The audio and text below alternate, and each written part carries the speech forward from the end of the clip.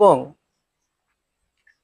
দাওয়াতে আমানে পিস ট্রাস্টের পক্ষ থেকে রানীতলা থানা, জেলা মুর্শিদাবাদ, পশ্চিমবঙ্গ, ভারতবর্ষের অন্তর্গত একটি গ্রাম, বাঁধ সংলগ্ন একটি গ্রাম, সে গ্রামের একটি দুস্থ পরিবারকে আমাদের ইন্ডিয়া সুন্নি মুসলিম অ্যাসোসিয়েশনের পক্ষ থেকে সাহায্যের জন্য, রিলিফ ফান্ডের জন্য আমাদেরকে অবগত হতে হবে যে আমাদের ইসমা ফাউন্ডেশন এবং দাওয়াতে আমান ইসলাম ট্রাস্টের পক্ষ থেকে রিলিফ ফান্ডের ব্যবস্থা আছে।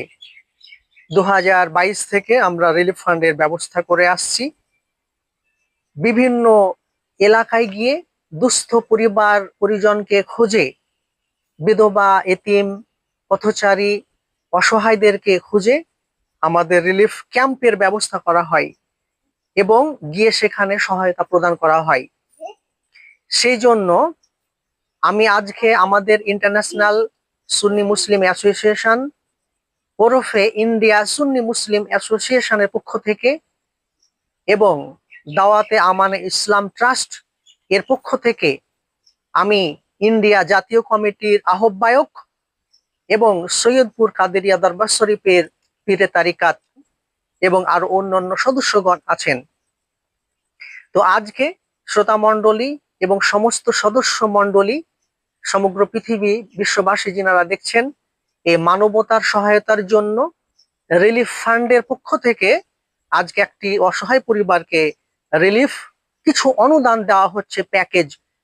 প্যাকেজটি হচ্ছে খাবার জাত দ্রব্য, আমি আমার পক্ষ থেকে, এবং তেল এবং আরো সবজি এবং কিছু ফল আছে। আমি সংক্ষেপে বিস্তারিত বলছি না। খাবার জাত দ্রব্য এবং তার সঙ্গে ফল ফ্রুইট আছে, এগুলো আমি সহায়তার জন্য আজকে হাতে উঠিয়ে দিলাম এই দুস্থ একটি পরিবারকে। নাও, বলো দু চার কথা, যে এই যে পরিবার দুস্থ।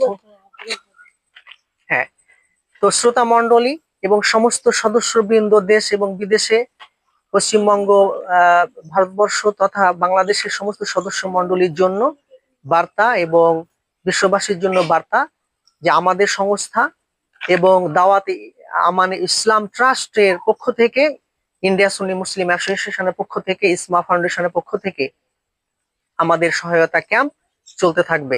আসসালামু আলাইকুম ওয়া রাহমাতুল্লাহি তাআলা ওয়া বারাকাতুহু।